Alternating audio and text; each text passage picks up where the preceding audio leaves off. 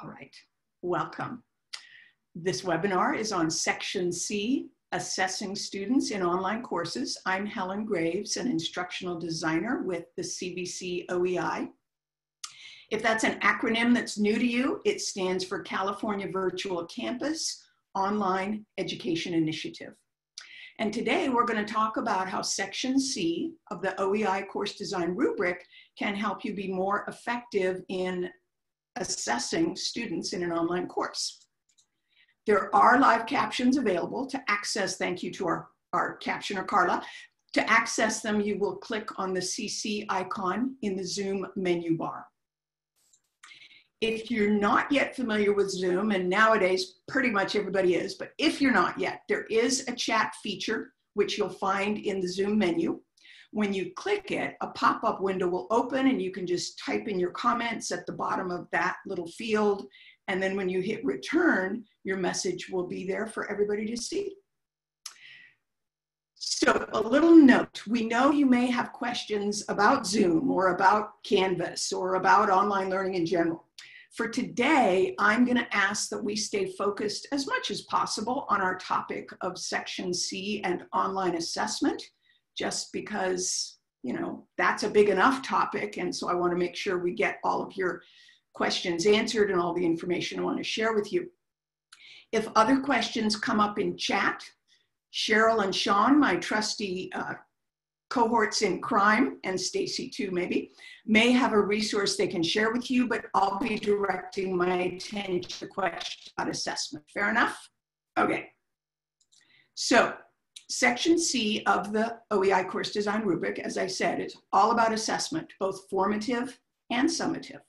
There are many ways to assess student performance: discussions, essays, short answer questions, quizzes, having them create videos or slide presentations or other projects. The aspect for all type assessments is that they be clear, reliable, fair, and valid. The guidelines provided by the rubric support the presence of those characteristics. Let's lay a foundation. Why should we assess student learning regularly? Well, I have to admit, I'm very excited to talk with you about this topic because it may sound geeky, but I find assessments thrilling. That's how I know whether I've been effective or not. Teaching really is only half the equation. Students learning, I'm not really doing my job. All of my fabulous lectures and brilliant presentations and entertaining video tutorials and snappy assignments really aren't worth very much if I can't tell whether my students are learning from them.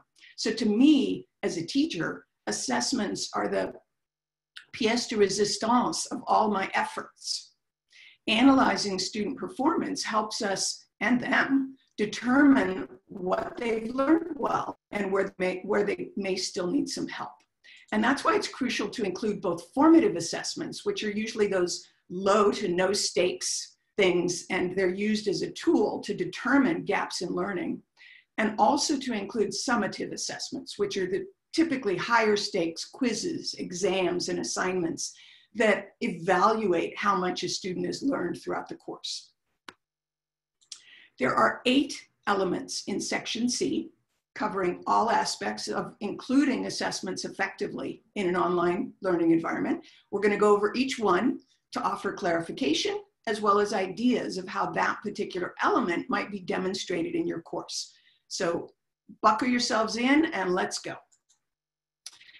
C1 is about authenticity, and the definition is assessment activities lead to the demonstration of learning outcomes. And demonstration is that key word. Assessment is very much tied to learning objectives, and it's never more apparent than in rubrics elements C1 and C2.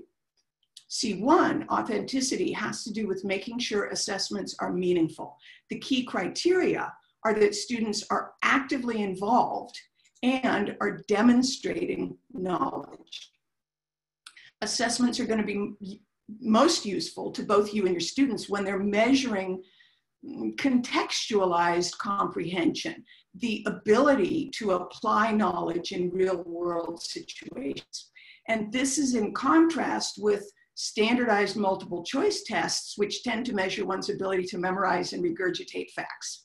Nothing wrong with knowing facts, but knowing a fact doesn't mean you actually know how to apply that fact in a meaningful way. If we think back to third grade story problems, many of us knew our basic facts, but we could not interpret that story problem to save our lives. So we want to make sure our assessments are authentic, so we're helping students apply the information in a real world way. For example, if my learning goal is that students be able to accurately take someone's blood pressure, it doesn't do much good to have them watch a video of somebody else taking blood pressure and then asking them questions about it. They very well may be able to answer those questions correctly, but still not know how to use a sphygmomanometer. Ooh, don't you love when you get a chance to use a big word like that? An authentic assessment starts with asking, what should the student be able to do, the learning goal, and then developing an activity that evaluates how well students demonstrate that ability. It is possible to craft quiz questions that use higher order thinking skills and which approach a more authentic way of measuring learning. So you would do this by taking the time to write meaningful questions, kind of like a mini case study that asks students to analyze and apply facts in order for them to be able to select the correct response. True-false questions are probably best avoided, since flat out guessing is going to result in at least a 50% chance of a correct answer. And I will actually share with you, I don't even have a midterm or a final in the class I teach, and my department chair is fine with that, because what I do have are authentic activities each week that directly relate to the learning goals of the course. And that's how my students demonstrate their learning and how I'm able to assess and grade them. C2 has to do with validity. And the definition of that one says assessments appear to align with the course objectives. So validity has to do with the connection between the purpose of the assessment and the data that's being quantified by the assessment. So this criteria is all about making sure the assessments are actually measuring what they're intended to measure. Again, very much related to learning goals. You have to be sure you know what it is that's being assessed. So, for example, if the learning objectives include analyzing causes of the Civil War and comparing and contrasting combat strategies used by the North and South, it wouldn't be a valid assessment to ask students to name the top military leaders of the Civil War. It's not germane to the stated objectives. So to demonstrate alignment with C2, you're going to want to be sure there's a clear connection between the learning goals and the outcome of the assessments. C3 is variety, and the aligned definition of that says that both formative and summative assessments are used throughout the course.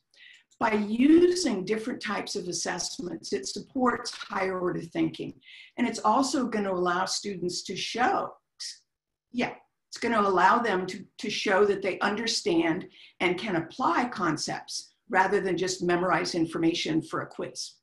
So what this criteria is looking for is that a course includes a balance between formative assessments, which, as we mentioned earlier, provide opportunities for growth and revision, and summative assessments, which provide a measure of student performance over time. By including a variety of assessment activities, it tends to improve the validity and reliability of the course assessments as a whole. It tends to allow students to demonstrate their learning in a variety of ways. And it tends to increase student interest and engagement in the activities. It's not just the same old, same old. Another way to ensure variety is by offering flexibility, by giving students choice in their assessment. So you have different formats and you let them choose the preferred format that they want to be assessed on. Yeah, again, I dangled a preposition. Anyhow, so let's say the assessment is they explain the process of mitosis, or they offer critical analysis of Pride and Prejudice. They then have a choice of providing you with an essay, or a slide presentation, or a screencast, whatever they wish to do. So the assessment outcome is clear. The way they demonstrate their knowledge, they have choice in. And this actually follows the universal design for learning principle of providing multiple means of expression. C4 is frequency. And the aligned definition says that multiple assessments are administered during the duration of the course. The rubric doesn't specify how often assessment has to occur, but let's talk about the value of assessment, and then you'll be better able to determine a frequency schedule that's going to support your students and your content. You're also going to want to factor in C3, variety, so you're not just having students do the same kind of assessment week after week. We have seen courses come through the peer online course review process with just a midterm and a final, and maybe a couple of discussions thrown in. I will say those courses have not been found to be aligned with C4, and here's why. Frequent assessment can influence how students spread out their study activities. Studying regularly instead of cramming for that quiz tends to benefit long-term retention. So we want to encourage regular study. Additionally, the act of assessment itself can contribute to learning and retention. Conventional wisdom has always been that learning occurs when people study. So more study equals more learning. And that testing is kind of a neutral learning event. This has actually been proven to be erroneous on both counts. There is much research out there pointing to the fact that repeated testing, assessment, not studying, has been shown to be a critical factor for long-term recall. And in fact, repeated studying produced essentially no benefit. It turns out the very act of feeling a little bit of performance stress and the effort the brain puts into determining the right answer actually combine to strengthen the neural pathways that are related to retention of subject matter. So what it's important for both instructors and students to understand is that more study does not equal more learning, and that assessments can be a rich opportunity for learning. I strongly recommend communicating with students about the purpose and benefits of frequent assessments. It can be key in reducing any possible feelings of pressure from seeing frequent graded assessments, and also helps increase students' effort on non-graded assessment when they understand the reasoning behind it.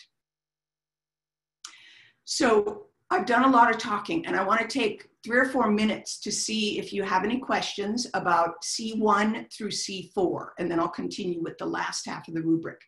And what I'm going to do is have Cheryl or Sean tell me if there's anything in chat. But if you have a question you want to share out loud, I'm going to ask you to use the raised hand feature in Zoom and let us know you have a question, and then we can unmute you. You'll find it in the participant option. You should see raise hand as one of the options. And Cheryl or Sean, is there any question related to C1 to 4 that you guys haven't answered yet that I should address? Jessica just came up with, is there a way to link the SLOs? Got it, okay. To Rubric? I don't know if you mean a technical in Canvas thing, and I don't have an answer to that. What I will say, when we're talking about objectives in most of the rubric, we're often referring to unit objectives so that students are seeing a connection between that. And then assessments, you do want to make sure those are aligned with the SLOs as well as unit level objectives. But if what you're asking is a specific technical way in Canvas to connect, I don't have an answer to that. I don't know if Sean or Cheryl, you know more about it. I just know that it is possible using the outcomes function in Canvas. Right, but I don't know the mechanism of it, so I didn't want to try to tell you anything, Jessica, and then have it be totally wrong. What I'd probably recommend is if somebody on the call knows, maybe they can give you an answer in chat, or check out the Canvas guides about using the outcome tool, and it probably will support you in figuring out how you can link them without it messing up your point values. I just posted that in the chat for the Excellent. guides, for the outcomes. Thank you, Cheryl. Perfect. You're welcome. Okay, how do you determine authenticity and validity with a discipline that you don't know well or at all? That would certainly be a challenge, wouldn't it? So that I don't have an answer to, except that department chairs should probably not be giving courses to people that don't know the subject matter, but that's, you know, my own two-bit opinion. I guess one option is to find a subject matter expert and ask for their consultation to help you determine it. Helen? Yes. That might be referring to doing reviews, actually. Ah, okay, thank you. I didn't even think of that. So if you're doing a review, and that's a little bit of a specialized question, and maybe something we can talk more about, Carol, in our norming call at the end of this month. Often you can kind of tell, like that blood pressure one. If I'm having somebody watch a video of something and then testing them on what they got out of the video, but the objective says the student will be able to take blood pressure. Well, even if I don't know how to take blood pressure, I can tell that that's not an authentic assessment, because they're not being asked to demonstrate taking blood pressure. They're just answering questions about a video. So I think often, as an intelligent reviewer, which I know you are, you'll be able to tell. And then if you have a question, you can always check in with someone. But thank you, Sean, for pointing me in the right direction on that one. Okay, there's all kinds of stuff in chat, so I know I'm not seeing everything. Cheryl or Sean, is there another question that I missed that I should address right now before we go on? Basically, no. Just okay. Sharing the rubric, which there is a new updated rubric on the website, dated April 2020. Yes, and just know it's not a total redo. It's just a few little, well, not minor, because there's significant wording changes, but it doesn't change the structure of the rubric or any of the criteria. It's just clarifying with a little bit of language to make it easier for the people using the rubric to know exactly what that item is looking for. So we don't want you to panic and think you've got to learn a whole new rubric. You don't. It's just, I mean, a lot of people won't even notice the changes. So I see in there about saving chat. Last time I checked, Zoom had taken away the save chat feature, so you guys may want to, oh good, it's back. All right, on the last webinar I did, it wasn't there. So yeah, you can save the chat at the end of the call, and that way as we're putting in links of resources, you'll be able to get to them. I'm gonna go on to the next set of rubric items, and then we'll have more time for questions. All right, moving on. So C5 is about rubrics and scoring guides, and the definition of aligned for this one says that rubrics or descriptive criteria for desired outcomes are included in most or all assessment activities. I have to admit, I don't like that it says most. I think every assignment and assessment should include descriptive criteria so students know what to expect in terms of output and grading, but they didn't ask my opinion on this one, and apparently I neglected to share it. So if you are a fan of me, you'll delete most and just know that all of your assessments and assignments should include rubrics or descriptive criteria. In any case, I talked a bit about rubrics in last week's webinar on section B, and I'm going to talk a little bit about them again because it's apropos to this rubric element. Rubrics are useful in helping to remove the subjective nature of grading assessments. They help set up expectations, they provide guidelines for success, and they provide feedback for improvement. And let me just show you a quick example. When you break your rubric down into very specific grading criteria, that's what's most useful to students. And then when you break each criteria down into different ratings, that also is very useful to students because they don't have to guess. Sometimes I see where a rubric will have a bunch of different criteria, and then the rating says student met 3 of the 5 criteria, but they don't know which 3 of the 5, so it doesn't really help them improve next time. So that's where rubrics really are most useful, when they're chunked in this way. A well thought out rubric is make the method as clear, consistent, and defensible as possible by explicitly defining that criteria that you're using to evaluate the performance. So it's going to articulate for the student, even before they begin the assignment, exactly what you're looking for. And it's going to let students know how the item is going to be graded. So it will mean a lot less, why did I get a C, emails that you have to respond to. You are not required to use the Canvas rubric tool, but it makes grading so easy. I would seriously recommend you give it a try if you haven't yet. All the reluctant instructors that I've persuaded to give it a whirl have become converts.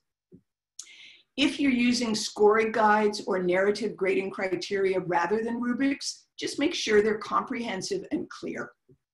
And I have a couple of resources I want to share with you about rubrics. I'm going to put them in the chat. One of them is a blog post from a year or 2 ago about the value of rubrics and setting them up. And another is a bite-sized Canvas screencast, also on rubrics. And so both of those hopefully will be useful to you as you dive into giving rubrics a try.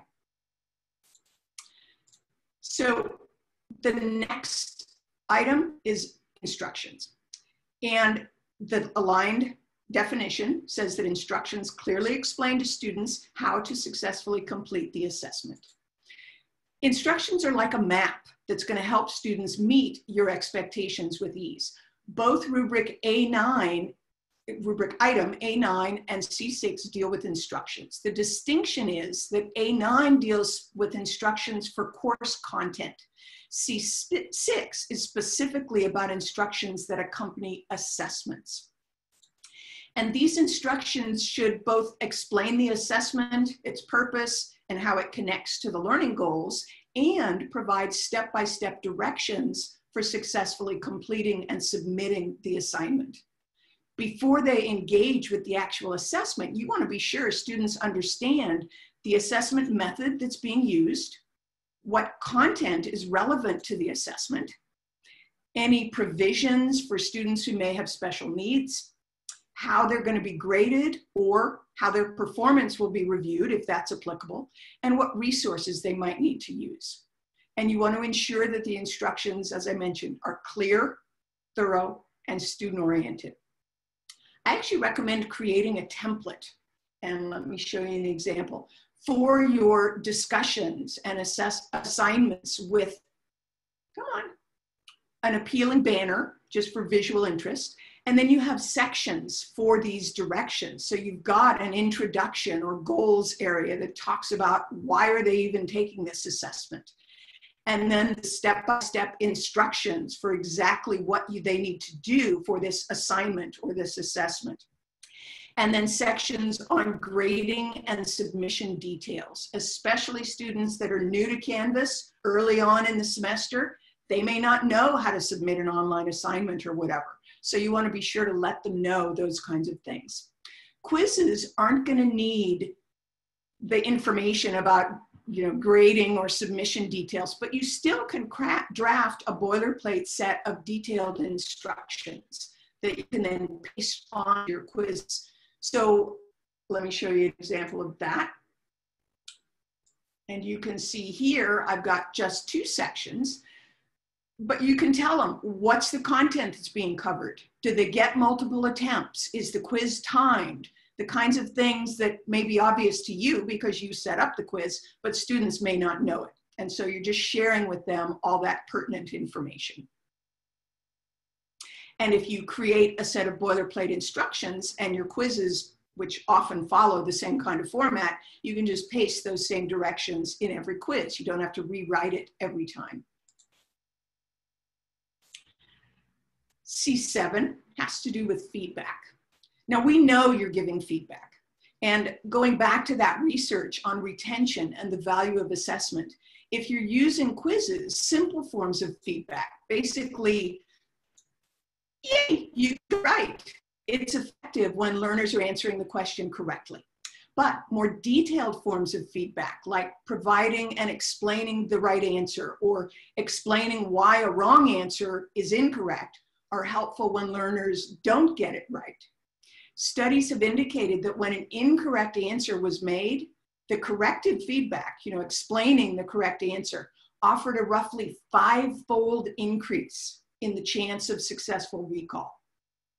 Merely telling them right or wrong had very little effect on retention. It's giving them that corrective feedback that was important in the retention.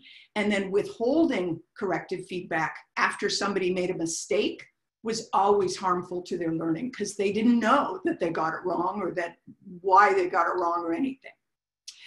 Canvas, if you're using, again, quizzes, allows you to pretty easily provide this more detailed feedback with the customized feedback responses that you can add to quiz questions. So you don't have to give that feedback individually. You can set up your quiz with those resources. No, you got this wrong because you added instead of multiplied, and go back and read this, or whatever it is that's going to be appropriate to the incorrect response that they made. And just so students aren't left wondering, the other important aspect of C7 is to provide a clear explanation for them of how and when they can expect feedback from you. As I said, we know you're giving them feedback, but students don't necessarily know that. It's always surprising to me how often they think they just got the grade. They didn't realize I'd spent all this time on the written feedback for them. So telling them how and where to expect it is great. And this can be a section in your syllabus. It could be a page in your orientation module. And as you can tell from my suggestion for the template that I recommended, you can include that right in the assignment itself when you're going to give them feedback. Because many students, especially those new to Canvas, don't know how to find feedback in Canvas, it's a really great idea to include links to the relevant Canvas guides. And let me show you an example of that. Sorry, my web browser is slow. So you can see I've got my detailed directions, and then down at the bottom I have a number of relevant Canvas guides, so that if they're brand new to Canvas and they don't even know how to submit an online assignment, I've given them I haven't written out the directions, but I've given them a resource. And then I've given them resources for how to view comments and how to view annotated feedback, etc. So that I'm really setting them up to get the most out of that assessed. Okay, our last rubric item, and then we'll dive into all your questions. C8 is about self-assessment, and the aligned definition, several opportunities for student self-assessment with feedback are present.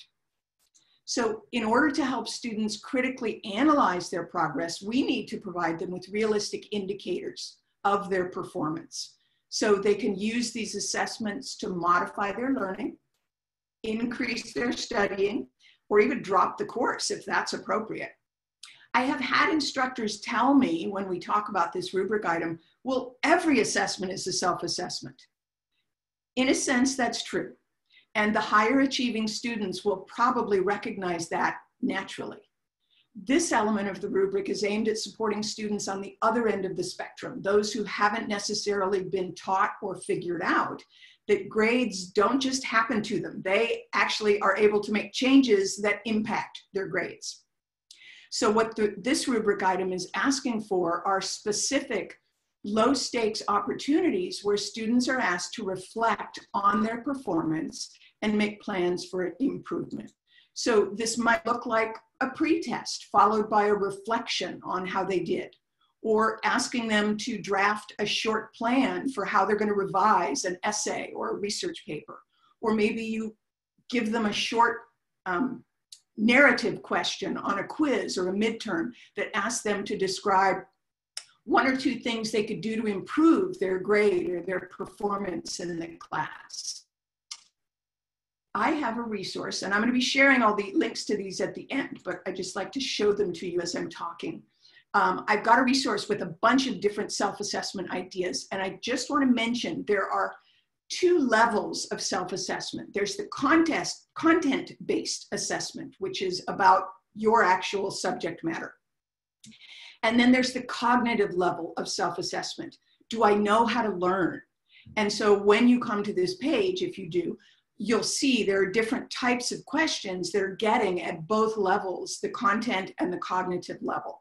A lot of our students come to us never having been really given good study skills, so they don't necessarily know they should be spending a particular amount of time, or they don't know that they should be modeling exemplary assignments or whatever, or turning things in on time. So see, there's a variety of question types, and I just wanted to explain why some of them are content-based and some of them aren't. It is important that these self-assessment opportunities have some mechanism for feedback from you. You're the subject matter expert. Students may not recognize that they're off track and not understanding course concepts, or if they do recognize it, they won't necessarily know the best way to rectify it. You're going to be the one that can help them with that. So how you provide that feedback is going to depend on the assessment tool you're using. So we talked earlier about customizing the answer feedback on quiz questions, which is a way to turn a practice quiz into an effective self-assessment. You might also send out an announcement explaining a common misconception that you noted in students' responses to a question and offering a corrective explanation. Or you might use the Message Students Who feature in SpeedGrader or the Canvas inbox to send targeted messages that relate to a specific issue you noted in a student's response, along with a suggested resource to help correct the issue. Harkening back to the idea of frequency, it's really useful to front load self-assessment activities earlier in the course. This gives students who are off track the chance to shift direction and impact their grade positively. So you might have a self-assessment in week 2 or 3, and then another in week 5 or 6, and week 8 or 9, and week 12 or 13. In a 16-week course, it's probably not going to be very useful to have a self-assessment in week 15 or 16, especially if that's the only self-assessment opportunity I'm given. There's very little chance I'm going to be able to do anything at that point that would significantly impact my grade. So you just want to be thinking about how is self-assessment going to be useful to the student and when is going to be appropriate times to offer it to them. Before we get to the Q&A, there's a couple of things I want to share with you. Next week, the final webinar in our Course Design Rubric series. It's on Section D, and Cheryl Chapman will be leading it. Create accessible course content. I'm going to put the registration link in the chat so that you've got it if you haven't signed up for it yet. And there's a couple of resources I want to share with you. Oh, somebody is not muted, but that's okay. The CVC-OEI website has a lot of general resources for online teaching. And so I'm going to put that in the chat. And I didn't put it, sorry, I can't type and talk at the same time. And I didn't have that one to copy and paste. So if you, oh, and I didn't put the title. Anyhow, it's the CVC-EDU. When you go there, let me show you, because this is where you're going to find the recordings of the various webinars. When you go to the website, you will find View Events Calendar. And you may not intuitively think, oh, that's where I'm going to find the webinar archives. But in fact, that is where you're going to find the webinar archives. When you click into the events calendar, you're going to see it has a link to our YouTube channel. And we have a webinars playlist. And that's where we're putting all of the archived webinars. So you can go find today's probably in a couple of days. It takes us a little while to get things done. And the ones from last week or previous. And a lot of other great resources are there as well. Helen, So, are we linking the slide decks to those as well? No, I'm not, because my slide deck really is not a standalone thing. So that's why I'm making sure we're giving all these links here, but the slide deck isn't going to be useful to people as a standalone. The other thing I want to share with you is the Course Design Resources shell, which is that place that I was clicking into to show you a lot of the examples. And I just wanted to share it with you. It follows the rubric structure. So when you go into the modules area, you're going to see it's got the same A1, A2, etc. So if you go down to section C, it's got a little bit of tips and information and examples for those. And you'll see with self-assessment, I have a number of different examples that some instructors have found useful. And the other thing, and I think I shared it earlier, but I just want to make sure I do, Canvas guides are fabulous. I really find them helpful. They have a very big index of guides though, and it can sometimes be a little cumbersome to find the one that you want. So what I often recommend people do is actually just Google Canvas LMS and whatever your topic is. So maybe it's Canvas LMS custom quiz feedback. And generally speaking, the first or second search result you get is going to be that guide that you want. So if you like that idea, I just find it an easier way to get to the guides that I want is to just go straight to Google and do a search for it. One last thing I want to share with you before we get to the questions is we have a, hold on, I've got to get back to everyone. We have on our @ONE website, sorry, I can't talk and do this all at once. I should know better than to try. An archive of Section C related resources. And so it's going to have blog posts and bite-sized Canvas and contributions from faculty around the state. So if you have a contribution, let us know. But it just may be another resource for you as you get familiar with Section C of the rubric. So just wanted to share all of those various resources with you. As someone mentioned earlier, it is possible. What I recommend, what I always do when I'm in a webinar is if they're putting links in the chat, I click the link so it opens up on my browser. And then after the webinar is done, I can just go and explore and I don't have to worry about missing the link. The other option is for you to copy the chat and save it to your desktop or wherever you save your downloaded files, and then go back into the chat and find the links. The one drawback, I think, is when you save the chat file like that, the links aren't live. So you'd have to copy and paste everything into your browser. That's why I find it easier to just click the live link in chat, know that I have a bunch of tabs open and I'm going to go explore them after the call.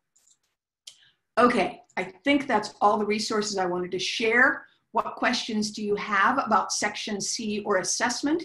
Cheryl or Sean, anything from chat that I should be aware of? Although you guys probably weren't. I think we're pretty good. Edward has some questions about canned feedback. Okay. Or, you know, the feedback in the questions, where it goes. I'm not sure I understand. Do you mean how you put feedback in a quiz? Yeah, I was just typing that. So basically there's a spot in each question, Edward, that you can put whatever feedback you need to, like, wow, that's the right answer. And, you know, you must have found it here in blah, blah. Or more often it's when the, you know, it's the incorrect answer. And if you want to give them the answer or lead them back to part of your course or materials. So, and there's a guide I'm going to post right now that will tell you everything. Yeah, the Canvas guide's going to be most helpful. And once you've done it a time or two, it's easy to know how to get there, but it's right there in Canvas. Okay, and if you want to ask your question aloud and let us hear your lovely voice, feel free to use the raise hand feature so that I know you've got a question, and then I can go ahead and unmute you. Better to provide feedback on a specific question or for the quiz? Christy, I would say better for the specific question because, I mean, it depends on what the assessment is, but if it is a quiz, I would say better for the individual questions because each question presumably has a different right answer and a different set of wrong choices. And so the feedback, just giving generic feedback isn't going to be as useful as giving that targeted feedback. Hopefully that answers your question. Edward, maybe you should ask your question aloud. Maybe I'm not understanding it, because you said it might be overwhelming to respond to, say, 20 questions that different students missed. Okay, so what, if I'm understanding, when you're in the quiz, and we're not, you know, we don't have time for me to go in and show you this right now, which is why the guide that Cheryl shared is going to be very helpful. But when you go into the quiz, and let's say you have 1 right answer and 3 wrong answers, each of those 4 answers, Canvas allows you to give specific feedback. So if a student selected answer A, they get this feedback. If they selected answer B, they get this feedback. So you're not having to give feedback to 20 different students who all got the same wrong answer. Anybody who gets that wrong answer is going to get that pre-loaded feedback for that quiz question. Hopefully I said that in a way that made sense. It does take time to set it up if you haven't done this previously. So if you have a 20-question quiz, it's not going to be a 5-minute thing. It's going to take a little while. What I have done is pick a course and just each semester, just pick 1 course and start working on those quizzes. Don't try to do all of your courses, all the quizzes at once. You're going to get, as you said, totally overwhelmed. So just have it as a goal and keep chipping away at it little by little, so that when it's done, it's done. You don't have to worry about it anymore.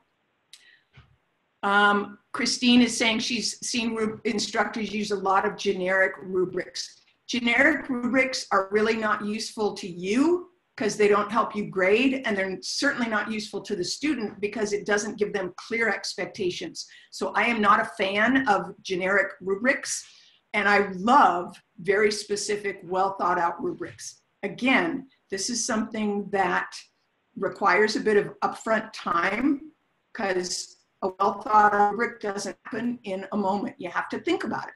But there are lots of places. In fact, if you Google essay on Virginia Woolf rubric, you may get some ideas from what other people have already shared. So there's lots of ways to figure out how to write the rubric criteria and the narratives and things. You don't have to necessarily come up with it from scratch on your own, but it does take some time to create those really effective rubrics. And Christy, you say, I wasn't sure how students view them. When you say them, do you mean quiz answers or do you mean the rubric? I'm not sure what it is you're not sure how students view. So you could either put in chat or let me know. And Patrick, Cheryl's answer about mastery path, it's not something that I am well versed on, and it's kind of off. I mean, I guess mastery paths will include assessments, but it's a really big topic and not something that we can give you just a quick little 30-second answer to. So I think the guide that Cheryl shared is going to be your best starting point. And also, again, I would recommend Googling Canvas Mastery Paths, because there is probably a Canvas community that's talking about it, and that'll give you a lot of great information as well. So Christy, again, so you're saying you're not sure how students view the feedback. When you set up the quiz, there are options for how students are able to view the feedback. And so it will depend on how you set that up as to whether they get the feedback immediately, whether if you're giving them multiple attempts, you may choose to give the feedback after their final attempt if all you're doing is telling them right and wrong. But if you're giving them corrective feedback and sending them to a resource to go relearn it, you may want to give them that feedback right away. But you're going to need to set it up in the quiz settings when students are going to be able to view it.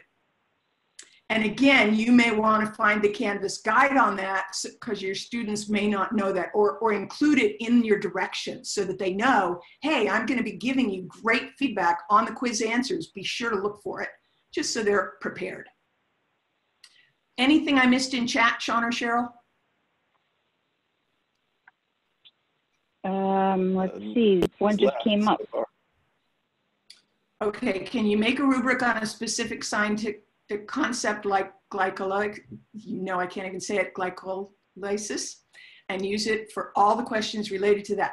Well, possibly.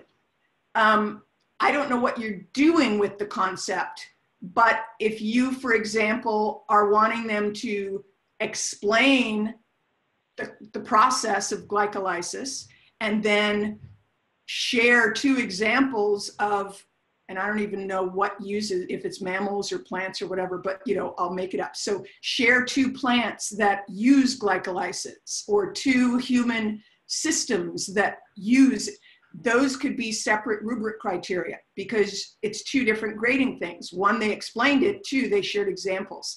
So I don't know if that's what you're having them do with it, but it is entirely possible to have very targeted rubrics, or you might have a more, I don't want to say generic because I don't mean generic, but let's say you have students do multiple essays. You might have a single essay rubric that is attached to all of the different essays students are asked to write because you're using the same grading criteria for all of those essays. Hopefully that distinction makes sense.